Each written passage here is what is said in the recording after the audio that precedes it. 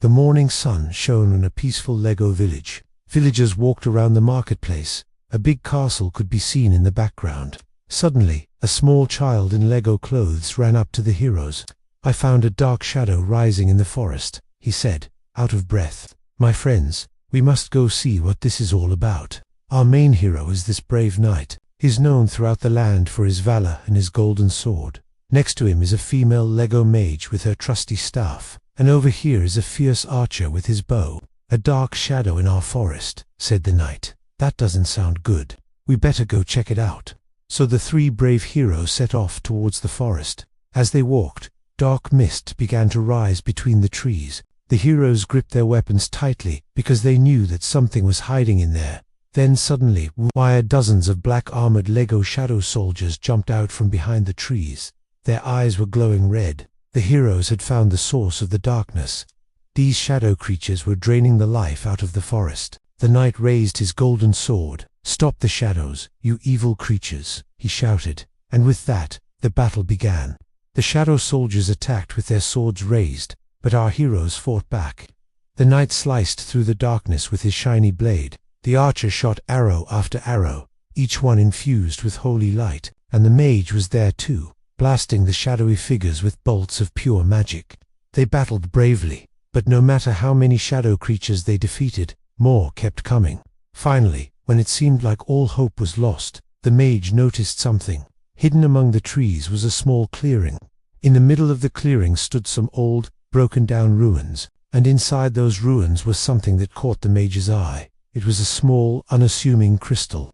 But when she looked closer, she saw that it was glowing faintly. With renewed hope, the mage told the others, "We have to get to that crystal. I think it can help us." As they made their way through the remaining shadow creatures, the crystal began to glow brighter and brighter. Suddenly, the ground shook as a loud roar echoed through the forest. The heroes looked around in fear. As they searched for the source of the noise, the mage gasped. "Look," she said, pointing to the dragon statue nearby. It was shaking violently. Before their very eyes, the dragon statue began to come alive. Its scales, which had been made of dull gray bricks, were now gleaming emerald green. Hot flames shot out of its mouth. The dragon stretched its wings and let out another mighty roar. The heroes stared in awe as the dragon approached them. They thought it might attack them, but then they noticed something strange. The dragon stopped when it saw the mage, the archer, and the knight. It seemed to recognize them. The dragon lowered its head and let out a soft rumble. Then the mage stepped forward. "This is the Crystal of Destiny," she said, holding it up. "You are the legendary green dragon of hope. You have been awakened to help us save the forest." The dragon nodded its head and let out a happy roar. It was so glad to be alive again.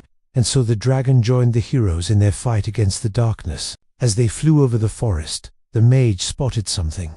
Far away in the distance, she could see a dark shadow rising above the trees. "Over there," she cried. "That's where the source of the darkness lies." And with that, the dragon swooped low and the heroes prepared for battle. But before they knew it, the dark shadow grew larger and larger, until finally it towered above them. It was the Shadow Lord. He wore menacing black Lego armor and a dark cape billowed behind him. At his feet were dozens of giant shadow minions. The Shadow Lord raised his sword. "Foolish heroes," he boomed. "You stand in my way. I will destroy you all." With that, the battle began. The Shadow Lord and the knight fought in a fierce sword duel, while the archer shot glowing arrows at the shadow minions. The mage unleashed a powerful lightning spell, but the shadow minions were no match for the dragon's fire. With a single breath, it scattered the enemy, sending them running for cover. But the Shadow Lord was not so easily defeated. He parried the knight's attacks and lunged with his sword. Just as he was about to strike a fatal blow, the knight rolled out of the way. Then, with a mighty swing, the knight knocked the sword out of the Shadow Lord's hand.